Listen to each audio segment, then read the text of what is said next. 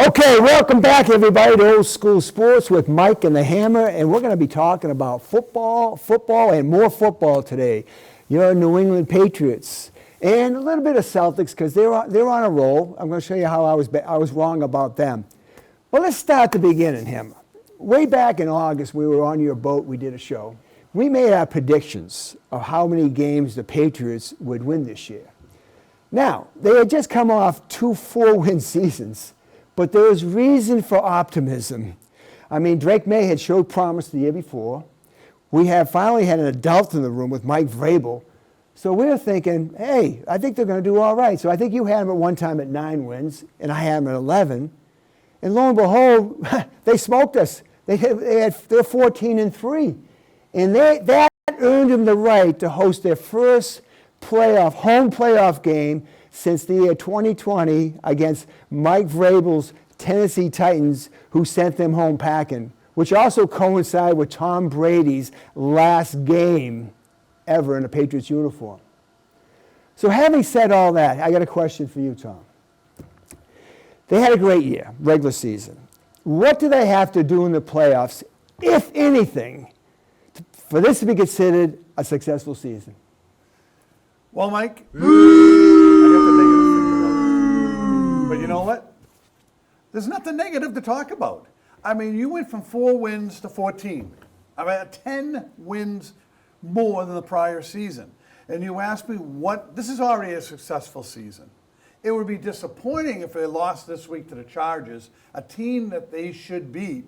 But it's already a success. I mean, think about it. You showed you have a quarterback that maybe is a top 5 quarterback in the league. You have a top 5 coach in the league. His staff has got these guys that, we were kind of worried about because a lot of guys, there were some holdovers that stunk the previous year that are now playing adequate NFL football. You got everything. You got the pillars. You know what I mean? You have the culture back. You have a direction. So even if they do lose to the Chargers this week, this is an unbelievably successful season. I gotta agree with that because there's a lot of people out there talking if they don't at least go to the AFC Championship game, it's a failure. But how can you call 14-3 a failure? Right. So and they have all the tools going forward. And the thing about football, it's not like in other sports where 4 out of 7 series, usually the best team wins. The best team doesn't always win in football. It's just one game. So anything could happen. But like you said, I'm going to piggyback on that. They got the structure. They got the quarterback, and they got the coach. And those are the 2 most important things, right?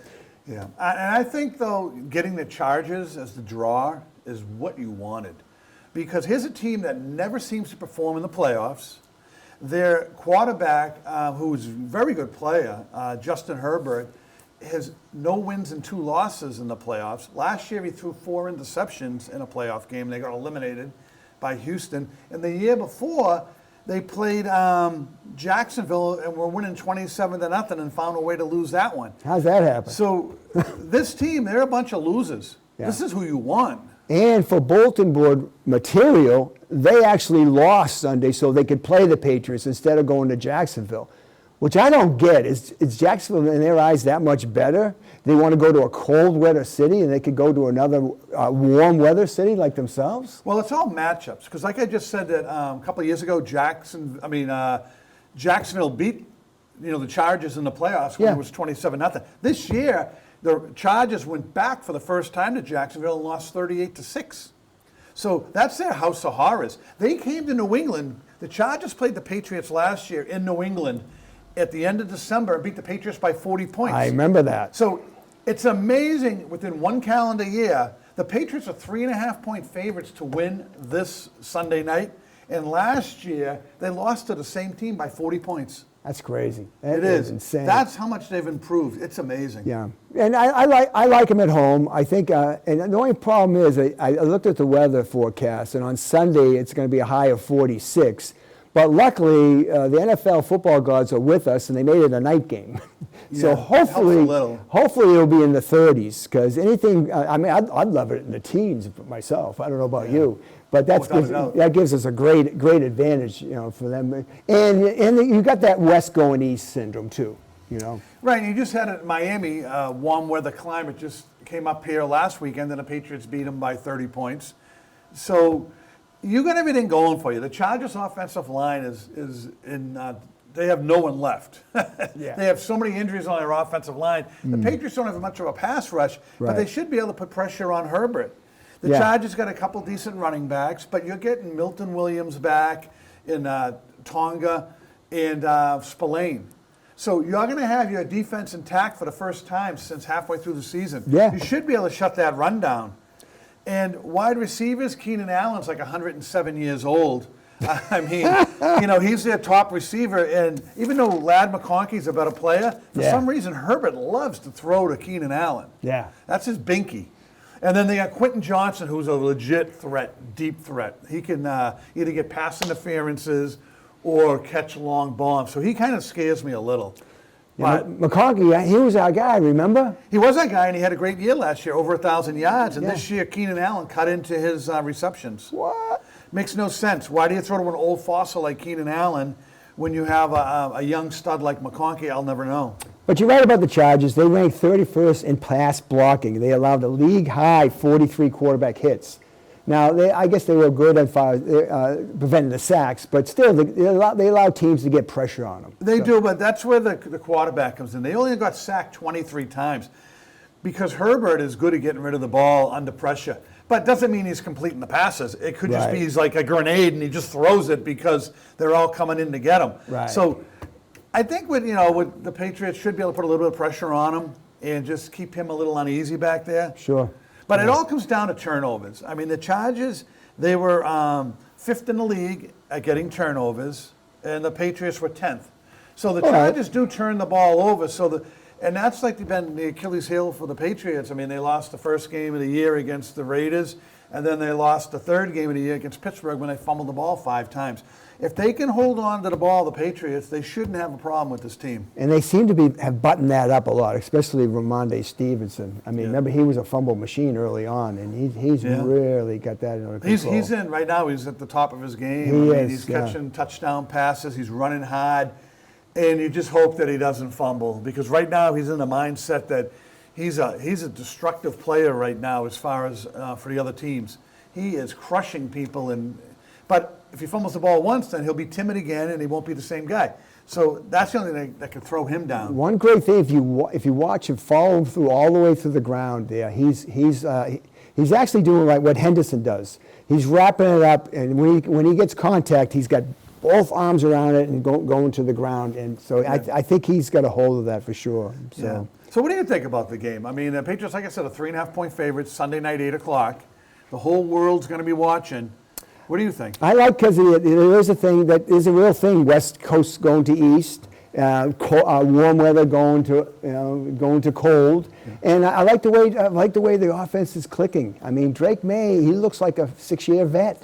I mean, he does, but it's his first playoff game, and you just never know what you're going to get. I know you don't know, but he's got all the goods. Yeah. And their running back tandem. I mean, Ramondre Stevenson and Trevion Henderson. I mean, they're as good as anybody in the league, it looks like. I mean, as a duo, Well, they have looked great the last couple of weeks, but it was the Jets and it was the Dolphins. Okay. They ran decent against Baltimore the game before that. Yeah. So it seemed like the offensive line's coming around. You got Will Campbell back. Yeah. Wilson might be back also. Yeah. I mean, but the one that holds it together is Morgan Moses. I mean, on the right side. Talking about an adult in the room. Here's a guy that really has that offensive line. And Bradbury. 2 veterans that are helping these young guys along. Yeah. That's what you need. You need a mixture of veterans and young guys. And so you mentioned Milton Williams is back and Campbell's back, which is great. But on the fence, it's kind of Robert Spillane. He's a game-time decision, they say, along with Harold Landry, and you mentioned Torga. What's his name? Tonga. He's on the fence, too. They're all playing. Okay. Mark it down right now. They're all playing. Okay. Because they've been kept out longer than they probably needed to. Okay. Because they figured, we're only playing the Jets in Miami. What the hell we need these guys for? But all hands on deck this week. If they get those guys back along with the ones they already got back, I mean, they're considered healthy. Oh, absolutely. And I think then all of a sudden, now your run defense is going to be much better with those guys in there. Yeah. The only thing that scares me, though, like I said, is Drake May, first playoff game. The Chargers are a really good defensive team. And they play a confusing kind of defense, too. they can kind of mess you up. They're big and physical too. Yeah, and you're going to remember the Patriots still a young team. A few weeks ago against Buffalo, they had them down 24-3, and the experienced team came back and won that game because the Patriots were like in uncharted territory. Right. They were going to win the game and win the division, and the spot was too big for them. Sure. And they kind of peed down their leg. They did. They did. But they buttoned that up too, it looks like. It looks like they did because the week after they went to Baltimore, they were losing in the fourth quarter by 10 points, and they won that game. Right. So it seems like whenever they have an obstacle put in front of them, they might not accomplish it the first time, but the second time they see it, which is good coaching again, that's they coaching. seem to adapt.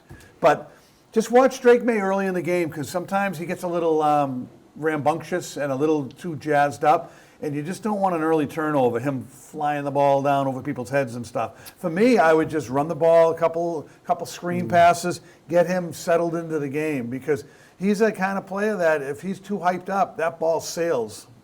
Well, Baltimore was a good test for them, and they came away victorious with that. And we really got to have an asterisk to the Dolphins and the Jets game because, especially the Jets. Jets are horrible. Yeah. So, but look at you got to play the schedule in front of you, and they did what they had to do, and they did both games convincingly. So I think they're ready. And the most important thing in the playoffs is health, and they're relatively healthy. Right, and I think you get an advantage. I mean, special teams advantage. The Chargers are like 26th in the league. I mean, the Patriots had a pretty good year in special teams. I mean, lately they've leaked a little, but they still get better kickoff returns and better punt returners. So, one play or two plays can change the whole course of a game. And if you get the better special teams and you get the better offense, the Chargers have the better defense. But I think you get 2 out of the 3, you should win the game. You got. I mean, look, a defense wins championships, sure, but you got to be able to score. And on that note, Borregales has had a solid year. I know you. I know you didn't want him initially. Yeah, but it's funny though. I didn't, and he's made some big kicks this year. But I don't know. I'm still not a believer. I still worry about him missing a kick and blowing a game, but. I hope it's just me and everybody else has confidence in him and the team has confidence in him and he has confidence in himself. It's a me thing. He's only missed a couple of kicks this year, and the ones that he hits, they're right down the middle, man. Well, he hit a 59-yarder last week after the kick before was blocked, but technically, well, you were saying it wasn't his fault. That's what they just missed the blocking. That's what assignment. the pundits are saying. It was not his fault. They missed the blocking assignment. So, so I like that he's proved out well. Yeah. So and so what do you got for a score? I'm at like 27-13. Well, I think a lot of it depends on the weather, But I'm going to say 21-10. 21-10. I like that, but I blame the damn weatherman, Mike. Can't we muster up a snowstorm? You know what I'm saying? Well, are you saying that the weathermen create the weather? I think they just report the weather, Tom. No, you have those planes that can drop the droplets in the clouds and it can rain and stuff. Who's going to pay for that? Bob Kraft. Maybe Trump. He's not spending it. Bob Kraft is not spending the money on the team. Why can't he just send some money to the aviation department and do those droplets in the clouds and let it rain and snow Saturday night, Sunday night in Foxborough? Maybe Trump can do it. He can do it as like a military exercise or something. Send up a drone, right? Yeah, well, those guys are close, so you never know. That's right. They're friends. They're friends. All right. Do you want to talk about some potential? Awards for different players? Sure. Drake May, MVP, him or Matthew Stafford. What do you think? Well, I'm biased, of course. I mean, but Stafford had a great year. I mean, but he had like 4,700 yards passing, where May had like 4,300, 46 TDs, and Drake May had 31. He had 105 more attempts, though. But the big key of those two is that I look at it like this. If you put Matthew Stafford on the Patriots and you put Drake May on the Rams, I mean, it's got to pan out. I mean, I think he has much better weapons than we do. Oh, my gosh. And he's been there for years now. He's probably, what has he been, like 5 years now? He was down in Detroit for so many years. Right. He won a Super Bowl with the Rams. He's got probably the best offensive mind in football with McVay. He's got Puka Nacua as probably one of the top 3 receivers in football. Devontae Adams, who had like 14 touchdowns. Another one. I mean, gosh. Yeah, they get the You have weapons. 2 of the top like 5 receivers in football, and Drake May doesn't. And I think what you said, you switched the players. If Drake May is on the Rams, they might win the division and go 15-2. Yeah. But instead, the Rams were a 3rd-place team with a 12-5 record. Yeah. You take Drake May off the Patriots and put Stafford here, you don't go 14-3. You might be 11-6. Sure. So that way, I agree with you, but I still think that Stafford gets it because it's a Lifetime Achievement Award. I totally In the league, 17 years. I totally agree. Drake May, and even Tom Brady said it. They asked, Gronk was interviewing Tom Brady and said, what do you think? Who's the MVP? And he's like, Drake May's going to have a plenty more chances in his career. And that's how people are thinking. So basically, it's not what the stats are. Because a lot of people don't talk about Drake Mays has 5 touchdowns running. He ran for 500 yards. Stafford has 5 yards rushing. He has minus yards, I think. It should be an all-around. Everyone's just focusing in on touchdown passes. Yeah, Stafford has more than May, but May has more running touchdowns. So Yeah, I think you're right. I said, you asked me who I think should win it. That was the question, right? So I think May should. Do I think he's going to? No. Right. Because I agree, it is a lifetime achievement, which I don't agree with that because who's to say? You always told me that when I was singing May's praises all year, and you said, well, let's wait. He's still young. And who knows if he'll ever get back to this stature? Right. Go with the year in front of you and stop giving lifetime achievement awards. But having said that, Matthew Stafford is going to win the award. I have no doubt in my mind. And hopefully Drake May has many other years to prove it. But in the big picture, who cares? Who cares? You want the trophy, you want him to win the MVP. There's only 2 players in the last 20 years that were the MVP of the league and won the Super Bowl. So it's kind of like a jinx. Yeah. You kind of don't want to win it. Yeah, who cares? Those trophies are for the Lamar, Jacksons, who's going to win 3 MVPs and then get bounced out in the playoffs every year. Yeah, he craps his Josh pants. Allen won one last year. They didn't make it to the Super Bowl, Right. so you're better off not winning it. So I hope he loses. Yeah. Yeah. Yeah, why not? Yeah. Why not? What about Trevion Henderson? Yeah. Ted McMillan is the favorite in Carolina. He's a For receiver. rookie He had of the over year? 1,000 yards. Yeah. But you know what? You got to remember, Henderson really didn't play the first 4 or 5 games. Right. All his stats have been late in the season. You know why he didn't play? Do you remember that? He was giving up. They're rushing the passer, and they were just bowling him over. He couldn't protect the passer. Right. So they sat him. And actually, that was really ironic because I watched a couple of Ohio State games, and he was a good blocker. They held him back, but he. But you're blocking kids in college and men in the NFL. So once he cleaned that up, they started playing him. So he did miss the first so many games, and then what? Well, you know what happened though is in preseason he blocked great. But the thing is, he was, a lot of teams don't play their starters in preseason. So he's blocking guys from college, you know what I mean, that are in the NFL now. Guys that right now are working at BJ's and Lowe's and pumping gas. They didn't make the NFL. And those are the guys he was blocking. Then the first few games of the season, when he was playing against men, they were bowling him up, knocking him on his ass. But he straightened that up. Yeah, and I think also Josh McDaniels with the, calling the plays and the protection and stuff, he's giving him a little help back there too. They're chipping him, and then he's got a guy off balance that he can kind of stand in front of and block a little. They're not just putting him out there on an island all by himself anymore. It's nice though, isn't it, that we have a legitimate home run threat though? Oh yeah. I mean, how many runs did he have over 50 yards there? I mean, he had about 4, I think. Oh yeah, and then the funny thing is, Kyle Williams, who he hasn't done much this year as far as he was another draft pick for the Patriots, but he has 2 long touchdown, receptions and stuff. A guy like that could do something in the playoffs.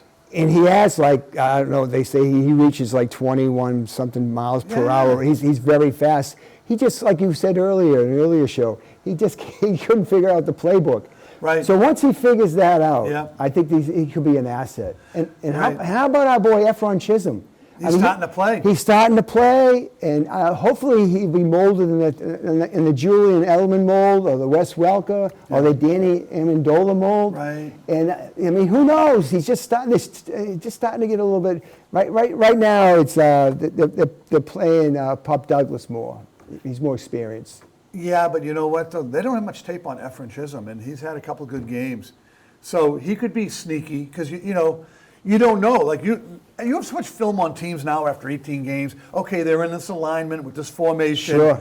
The ball's probably going to go to this one or that one. But Efren Chisholm hasn't been out there all season. Now they're like, what's this little bug going to do? Because he is this big. He's small. You know? Yeah. And I also, I was saying about, the receiver, Williams. Yeah. It's the playoffs. Run down to the 20-yard line, take a left, and I'll throw you the ball. That's all. That's all you're going to do. He's going to outrun anybody on defense. Sure, yeah. So they have a lot of options. The thing is, the pass rush for the Chargers, can you stop them long enough for Drake May to throw the ball? Sure. You're an interesting stat. Give me that stat on Efron Chisholm about getting drafted. Well, after the 5th round, because he thought he'd go earlier, because he was a great player in college, his agent contacted every team in the league and said, don't draft my guy. We don't want to get drafted. And, because he wanted to pick the team he wanted to play for. What that shows me is he has confidence in his own ability right there. Because who would do that? Right. I want to be an NFL draft pick. Because if, you get paid more usually for, At least you get paid. You get paid. He's a walk-on. Because now he's like basically a walk-on on a practice squad kind of. Yeah. But the thing is, though, that's how smart this kid is. I want to go to New England, Josh McDaniels. Yeah. He makes little guys, like a quarterback out of Kent State, Yeah, right. into Julian Edelman into a receiver. Sure. Here's a little receiver out of a tiny college, and he's going to make him into a real big player too. Yeah, and we can't forget about Kayshon Boutte. I mean, he missed a chunk of games there, but early on he was catching some bombs from Drake. He was. I'm sure not a Boutte guy. Well, I mean, he's definitely an arrow in our quiver, or how they ever say it, right? And Diggs, I mean, he's got the off-field stuff, but. I mean, hopefully that clears that up. But the thing is, he hasn't any court dates until after the season. Yeah. So he can just focus on football now. Right. Hopefully he can keep his nose clean. But I think they have a more than adequate receiving core. They have a good running back core. Two great tight ends. Yeah. And I wouldn't use the word great, but very good. Yeah. And Drake May is a runner. Let's not forget that. And I think you'll unleash him more now in the playoffs because you're going to get those 3rd and 3s and you fake the run and then he goes around the end and stuff. So, or at least give him the option. Yeah. Remember they were having trouble scoring at the goal line there? And they kept, remember that one sequence where they had 10 times? Because of penalties, they tried like... against Cincinnati, they were down there like about 10 or 12 and plays. they still couldn't get it in. Yeah. And we both said in unison the next show, we were saying, why don't you just use Drake May as like an option, do a run option, pass option. Right. I mean, he's a perfect player for that. Absolutely. And hopefully we see a lot more of that. Yeah, I just think you didn't want to get him hurt during the season, and now that it's one game and you're out, you got to use all the bullets in your gun now. Balls to the walls now. Correct. Yeah. So that's all I really got. Do you want to go around the other NFL games real quickly? Sure. Let's go to the games here. We will predictions. Around the league. Go around the league real quick. Okay. So Myles Garrett set a record. I don't know if you care or not, but he set a sack record of 23. Yeah, and I just wonder if it was a deal where the quarterback just fell down because Joe Burrow didn't get sacked all day, and all day Myles Garrett was double teamed except on that play. And he goes right around the end, and Burrows falls down, so he touches him, and there you go. We saw that happen before. Brett Favre did that for Strahan. He just laid down. He literally laid down. Yeah. So I was thinking that too, because Myles Garrett, with 3 games left, only needed 1.5 sacks. So he couldn't get it. He kind of went into that last 3 games limping, So they said it was a wink. Can you lay down for me here? Yeah, and one of the games he got a half sack and never even touched the guy. I mean, he wasn't even near the play, but they gave him a half sack, so they throw him a bone there. So whatever, he's a great player. I would love to see him here, I'll tell you that. I saw the play you're talking about. Yeah. And the other guy actually tackled him, and Garrett swiped at him and missed. Yeah. And they said, okay, and they gave the sack to the guy that got him. And then I think it was a full half hour later, real time. Half a sack. They gave him a half. And they showed the replay. He still hasn't touched him yet. No, they will touch him next year. So anyway, if anybody cares about that. Yeah. And I wonder, we were talking about all these incentive-laden things, contracts and everything. I wonder what he got for that. He had to have something for that. Well, he signed that monster contract in the offseason because he was bitching and complaining that he wanted out of Cleveland. Yeah. And then they just backed up the Brinks truck and they gave him a ton of money. He's like, hey, I love Cleveland after all. It's beautiful in the winter. It's beautiful in the winter, yeah. Well, then, plus, if you play for Cleveland, you don't have to worry about the playoffs. So, Yeah. the first week of January, you're in the Bahamas. 4, right? Exactly, Yeah, exactly. Yeah. So, The thing about Garrett that stands out, you look at this when he gets interviewed, he has the largest arms, I'm talking about even amongst linemen. His arms are freaking huge. I mean, he must live in the gym. oh, absolutely. I mean, you can't Yeah. be that good if you don't, dedicate yourself to your craft. But another one, we're getting way off track, but how about, out in the Raiders, what they did? You weren't here last week, Tom Petrozelli. The Raiders benched a couple guys just so they'd get the number 1 pick, where the Patriots the year before were too stupid and wouldn't do that. Yeah. I don't understand, how you can so openly throw a game and it's okay. Yeah. There's supposed to be safeguards for that, but Yeah. that's up to the commissioner, we know Yeah. how that True. works. But anyway, there's a few things. Do we go over the coaches that get fired? Or you wanna Yeah, do so that? Raheem Morris got fired. He won his last 4 games of the year, finished 8-9. He lost his quarterback during the season, and the best receiver, Drake London, didn't play for 6 weeks. And he gets fired? He won 4 games in a row. That didn't make any sense. And they said the owner before the game came up and gave him a big hug and everything, and fired him It was like a mafia kiss goodbye. Wow. Yeah, and He should have known when they had that sheet on the floor. You ever see when the mafia, they hit somebody? So they don't want to mess the rug up with the blood? what's this plastic covering on the Exactly. Raheem, come on in here. No, stand right there. You're fired. I don't understand. He went 4 in a row. Your 2 best players are out most of the year. I think he got railroaded floor? myself. That was predetermined. That doesn't make sense. That decision was made 6 weeks ago. Pete Carroll, who got poor relieved Pete. of duty out in Seattle and was fussing and whining because he didn't think he should have, when they went in a different direction. Sure. He goes to the Raiders. He wins 3 games. How much did Tom Brady have a play in that? What do you think? Well, a lot in him being hired and probably a lot in him being fired. I would think so, right? But it's like, there goes his career. He Yeah. was the oldest coach in the league. He'll never get another job again. Him and Belichick should just ride off into the sunset. Sure. Yeah, well, although there's rumors now with all these coaches being fired, it's still coming up. Is Bill Belichick going to get a call? What do you think? No way. No? I would think not. I would think his agent But there's would- some stupid people out there, There some is. stupid owners. But I can see his agent calling around and then word getting out, and then the propaganda too. You have so many of these reporters in your pocket. Yeah. Bill just has to say, hey, Atlanta's interested. How he snorts and he Yeah. Yeah. So something like that will happen where you'll hear there's a team interested, but he's not getting a job. Well, what's that? Go ahead. Cleveland fired Stefanski. They won their last 2 games of the year. He was coach of the year twice in the last 5 years. Fired. Some of these, but Jonathan Gannon lost 14 out of 15 in Arizona. He was a terrible coach. Yeah. He should go. But the biggest thing today, it's not an offensive coordinator. Dan Quinn in Washington, they went to the NFC Championship game last year. Yeah. They lost their quarterback. They had a bunch of injuries all year. Today they fired their offensive coordinator, Cliff Kingsbury, and they're up in arms because the players went in. Daniels, McLaurin, a lot of guys on offense said, it's not the reason why we lost. It's because we didn't have a quarterback all year and our defense wasn't that great. Keep him. Yeah. And the owner and then the general manager's like, yeah, sure. I appreciate your input. And then they fired him today. So these players are disgruntled right now. Do you know how I read that? I look at, what's the name of the head coach? Quinn? Dan Quinn. He must feel threatened by this guy somehow. I think that's what. Yeah. Well, he was a former coach in the league. Sure. Oh, yeah. I'm just thinking, hey, he's getting a little too close. Maybe they'll replace me with this guy. He's getting too popular. Let's get him out of here. So he got the owner's ear, and he said, yeah, this guy's not working out for whatever reason. But that's how I look at that. I don't know. I bet it sounds pretty good to me. Hey, and the biggest coach that should have been fired wasn't.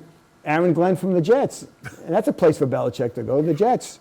Well, he coached there once for like an hour. And then he resigned as the HC of the NYJ. Remember that was on a napkin. Yeah, right.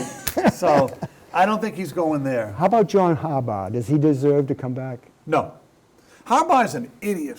So a few weeks ago, they played against the Patriots. They're beating the Patriots for 10 points in the fourth quarter. He doesn't run Derrick Henry. He doesn't put him in the game the last 12 minutes of the game. The Patriots come back and win. The next week, they go to Green Bay, Baltimore. He carries the ball for 30, 40 times and gets like over 200 yards. 4 touchdowns. Yeah. So this week, they're playing for the division championship. They're winning the game, which is Baltimore, and Henry carries the ball 5 times in the second half, and they lost. He blamed that on the New England game. He blamed that on they had a rotation going with him and the other running back, and he was going to put him in at a certain point, but it didn't materialize and all that. But I'm with you. You got King Henry. I mean, nobody wants to tackle that guy. Well, you know what proves your point right there? When you said the other running back. Yeah. Because you know what? I don't know Nobody who he is. knows his friggin' name. Right. So how in the world can he take carries away from Amazing. the best, one of the best running backs in the last 30 years? I think he's worn out his welcome. I think so too, Yeah. but I'm going to get into the fixed game in the week in a little while, and Baltimore's part of it. But Okay. anything else you Yeah, I have? got our friend, the Dolphins quarterback, Tua. Yeah. How do you say his last name? Tagovailoa. How about Tua sucks? How about that? The Tua sucks guy. Yeah. Yeah, they'd love to get rid of him, but there's 54 million reasons guaranteed next year why they won't. Yeah. Isn't that unbelievable? They gave him $54 million guaranteed. I know for a guy right? that's concussed half the time. I got another one for you. Jimmy Garoppolo, remember him, old friend? Yeah, he's backing up Matthew Stafford. Yeah, want to hear his final stats for 2025? He had 18 snaps, 0 passes, 9 kneel downs, minus 10 yards, and he earned $3 million. What a job! That's a great job. Yeah, but he was there in case Stafford got hurt, right? That's the second easiest job I've ever heard of. The first one was a supervisor in Norwell. Yeah, you were just jealous of that one. Well, you had some cupcake places too, right? That's true. All right, I got one more thing, then you can take it, all right? The entire NFC North finished over 500. Chicago's 11-6, Green Bay 9-7, Minnesota 9-8, Detroit 9-8. The entire NFC South finished under 500.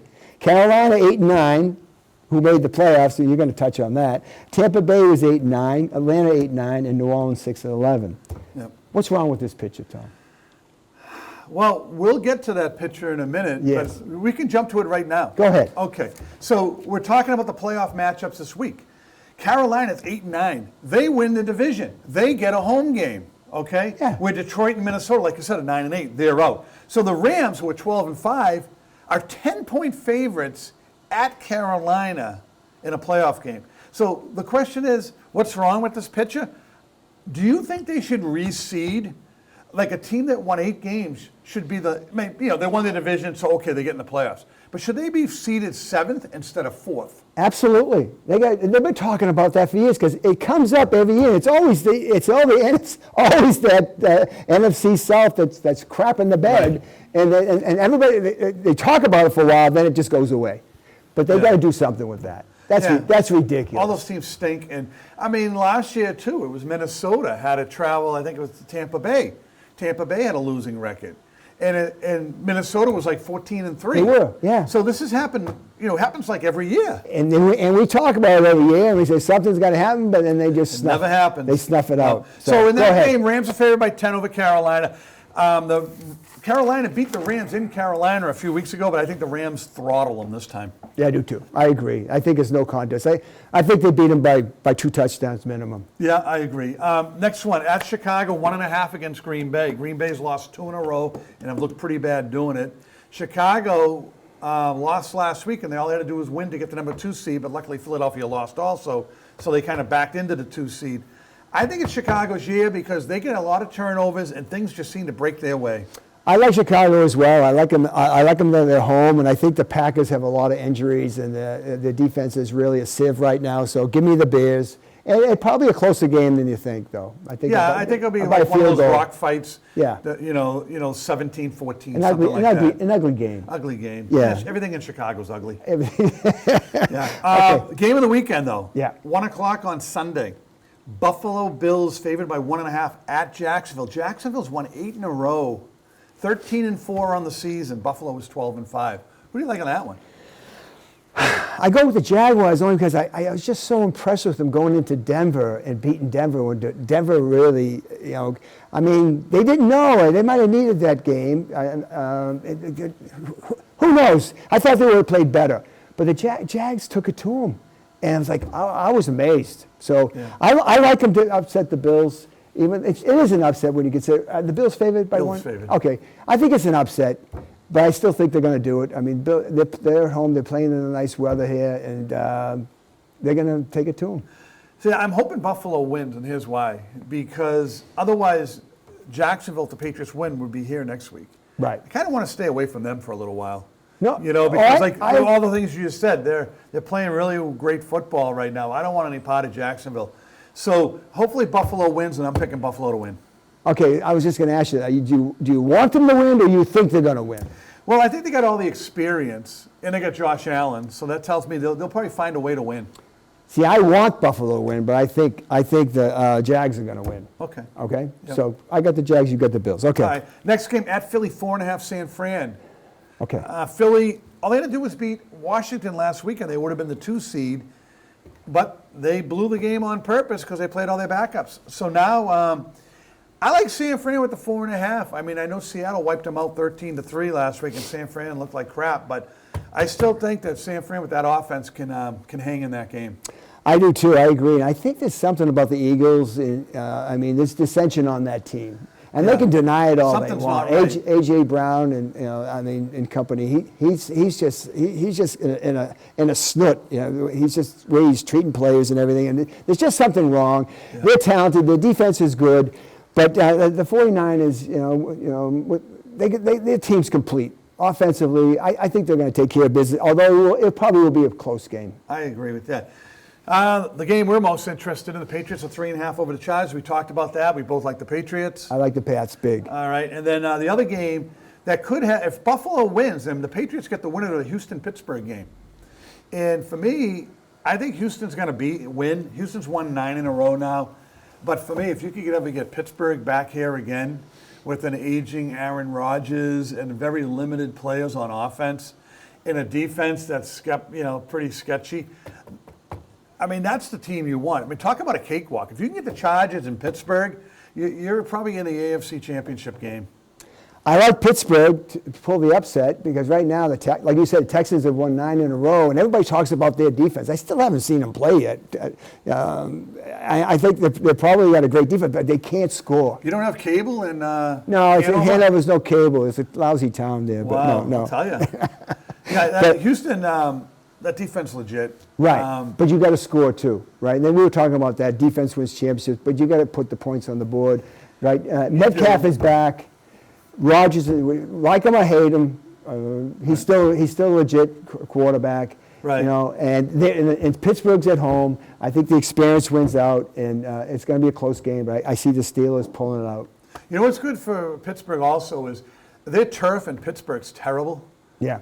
And you can't get much of a pass rush when you're running in the dirt and the grass is coming up behind you. Yeah. So that will slow that rush down a little. And then, I mean, you got a veteran quarterback and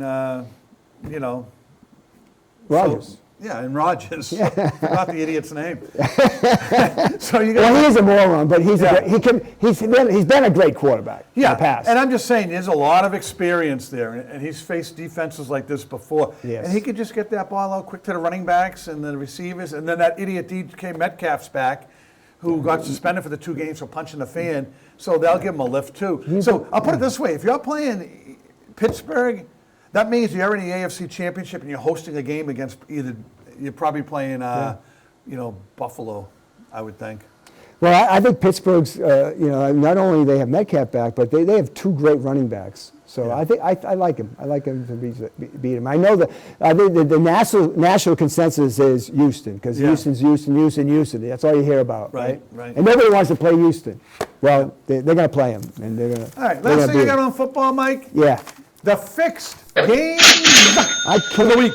Oh, there's games plural. Yes. The first one a fixed game doesn't mean the team has to win the game.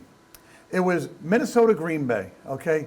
Spread was 13.5 points, okay? So as long And who's favored? And The favorite is Minnesota at home. Okay. They're up 16-0. Yeah. They had multiple opportunities to extend that lead in the fourth quarter, but they chose not to. They'd run the ball on the line on fourth down or whatever. They didn't kick the field goals because Green Bay was playing all their backups, and there's no way they're going to score. They had 10 yards of total offense midway through the fourth quarter. Right. And all of a sudden, ding, ding, ding, ding, all the way down the field.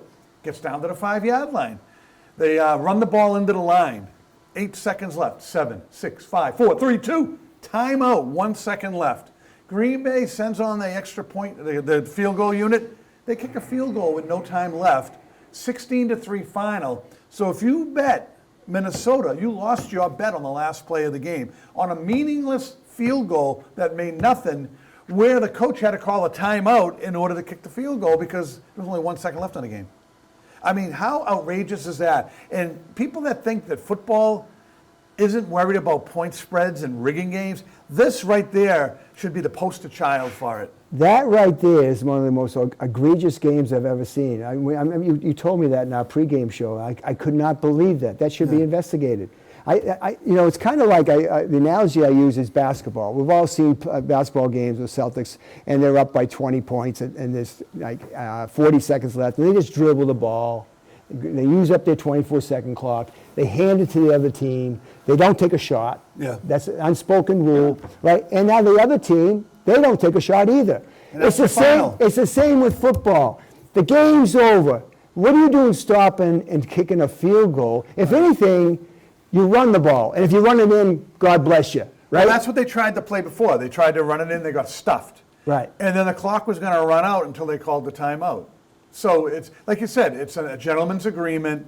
Plus in football, the more plays you have, the more opportunity is someone's going to get hurt. Right. Right. So that's why they tried to limit stuff at the end of games. Sure. And that's why they kneel down and don't try to run plays when under 2 minutes. Exactly. So, yeah. But that was outrageous. That but the is. other one too is, I'm going to play the long game on this one. And I was saying this, the Pittsburgh played Baltimore Sunday night, the winner gets the division. And you're like, wow, how lucky is the NFL? The biggest game of the weekend is Sunday night. Yep. And I'll tell you how they got there. And you could say I'm nuts, and that there's aliens and spaceships and it's, whatever. But listen to this one. Go ahead. Baltimore had a 6% chance of making the playoffs 2 weeks ago. They walked in as a big underdog into Green Bay. They won that game. Pittsburgh's a big underdog in Cleveland. And last week I talked about how Pittsburgh got screwed, and I showed a couple, pictures of receivers being held on the last play of the game. So the Pittsburgh lost, which made this game Sunday night for first place. Okay? Right. And I told everybody, even though Baltimore was a 3.5-point favorite, I told everybody, load up all your money on Pittsburgh. They're going to win the game. Because it's kind of like a gentleman's agreement. You're going to beat Green Bay when you shouldn't. You're going to lose to Cleveland when you shouldn't. But don't worry, it's all going to work out in the end. You're still going to win your division. Because if Pittsburgh had beaten Cleveland, that game the other night would have meant nothing. Nothing, yeah. But instead it came down to the last play of the game. And Mike, you got to show this. This is outrageous. This is the field goal to win the game for Baltimore, a 43, 44-yarder, which is now a layup in basketball because it's so easy to kick balls from that distance. There's a guy jumping over the line where the arrow is. Not only did he push off the center, which is leveraged, that's a penalty. That's a penalty. And not only is it leaping over the line, that's a penalty. That's a you can't hit penalty. the center and you can't do leverage. This guy did two things. The officials saw nothing, and the kicker missed it by 800 miles. So it's kind of like, did we play the long game there and fix a game 3 weeks ahead of time? I think the ref pulled the Sergeant Schultz there. I see nothing. I see nothing. Hogan! Right? So I just think that's crazy. It's sad when you can't watch these games and you think everything's fixed. Yeah, I might have had a terrible, the Pittsburgh would have lost by 3 and still covered the spread. But in my mind, there was no doubt, even when they were lining up for the field goal, he's going to miss because Pittsburgh was told they were going to win this game weeks ago in the script the NFL prints out. I've come a long way with you, Tom. I used to think that you're crazy with all this conspiracy stuff, but I'm beginning to see some of it anyway. Yeah. See, even though I still have that tinfoil hat.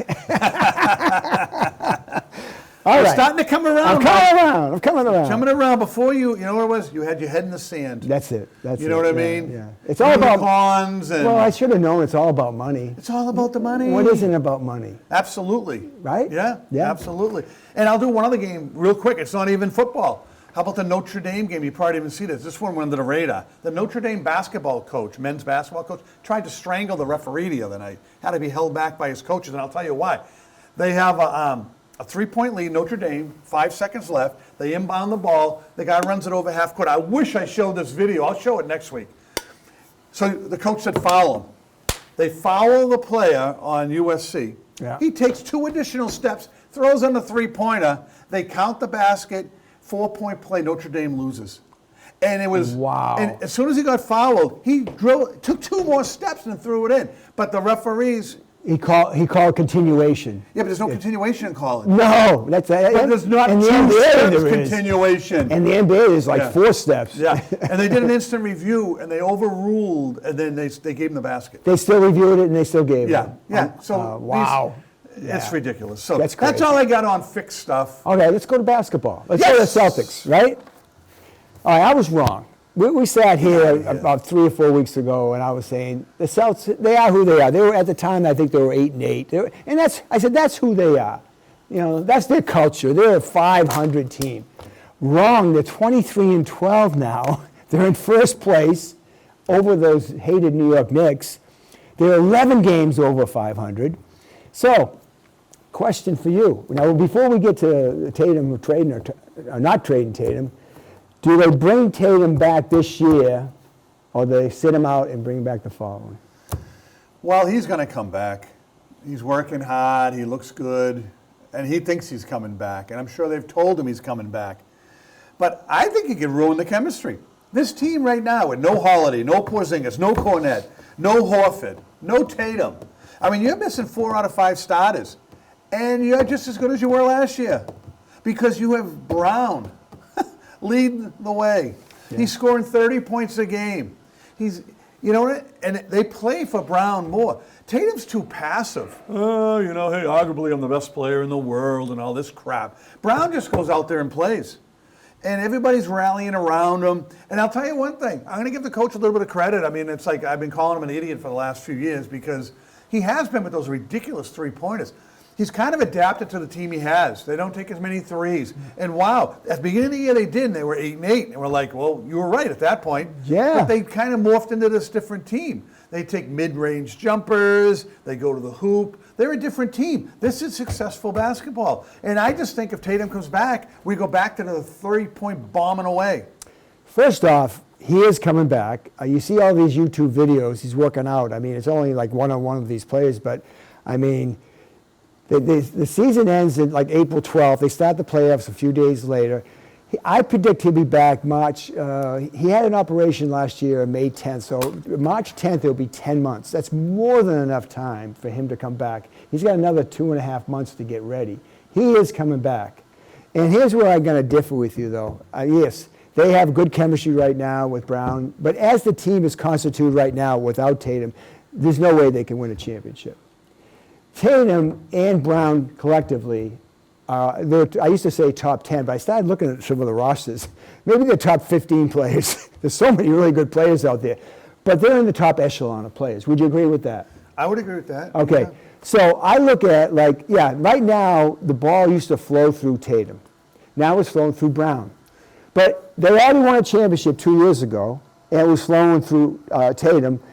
But Brown, I mean, the cream rises to the top. Brown, he won the championship game to get him into the finals, and then he won the MVP. Conference championship MVP. And the finals MVP. So I think they find a way to coexist.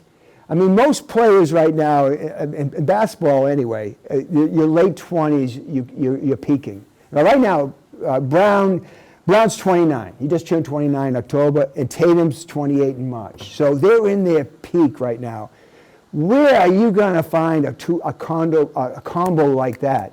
I mean, I want to go way back. Jerry West had Elgin Baylor, right? Michael Jordan had Pippen, right? And it goes on and on. I don't know if you get other examples, but you've got to have a complementary player there. Magic Johnson had Worthy. It goes on and on. It's usually just not one, it's not one player. And Kareem, it's not just one player. Yeah. So I think collectively together, I think they can coexist and they can find a way. I think what has changed, though, is who is the number one. Because I agree with you. I think as far as clutch and money, I think Brown's the guy. But I think overall, Tatum has the most talent, but he's a little softer. Yes. But I think they can find a way to coexist and say and check the egos at the door. I think they have a chance. And they both play great defense. Let's check that. Brown plays great defense, and Tatum plays good defense. But I'll give kudos to the coach. Right now, this team, if you play defense, you play.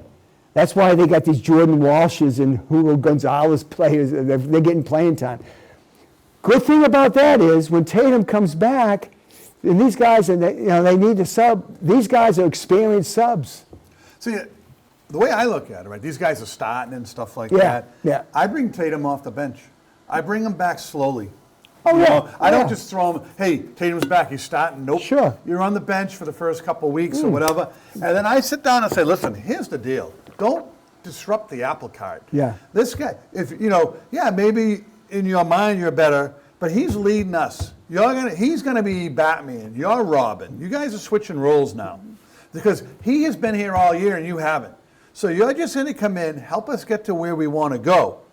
But the ball's not flowing through you. You're not taking the last shot. You know what I mean? Yeah. And you can kind of just say, because you're not 100% yet. You Sure. haven't played all year. You know what I mean? Yeah. He has been, and he's been doing it. We're going to rely on him. We're just happy to have you back, but you just got to know your role. With Tatum coming back, for lack of a better term, he will have fresh legs.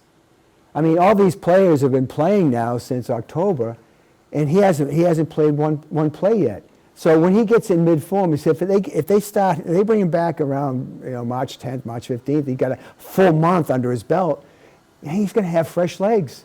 But I do agree, there's got to be a switching of the roles a little bit, and it all comes down to one word: ego. If Tatum can just eat that ego, I think they could be a championship team. Believe it or not. He's an egomaniac. But still, Arguably, I'm the best player in the world. Who still, says that? Still, they could probably go to the championship. But like I said, in other sports, maybe in football, one game anybody can win. But 4 out of 7 usually wins it. The best team usually wins. So are they really going to be able to beat Oklahoma City or Denver for that matter? They're not ready for that. Yeah. You know. Well, San Antonio, San don't sleep Antonio, on them. Yeah. But Yeah. San Antonio's record is no better than the Celtics. Yeah, but they didn't beat OKC 3 times this year? But it's also a better conference. yeah. It's the East. Yes. So coming out of the East, the Celtics have a good chance, and then they'll squash those New York Knicks. Right? Yeah. So anyway, it's a good debate. Yeah. I think I would trade Tatum for 3 number ones. I would trade him right now. Before he even played, just say, hey, he's ready to go. You want to sell tickets? Give us your 3 number 1 picks. I'd sell him, to the expansion Seattle crash shot, whatever they're going to be called. There's going to be a team in Seattle in the next couple of years. Yeah. I'd send him there. Not me. You got the chances of them finding in those 3 picks finding somebody as experienced and as good as Tatum, it's probably 0 to none. I mean, he's a top 5. He's a top 5 player, I would say. Okay. Okay. All right. Are we done?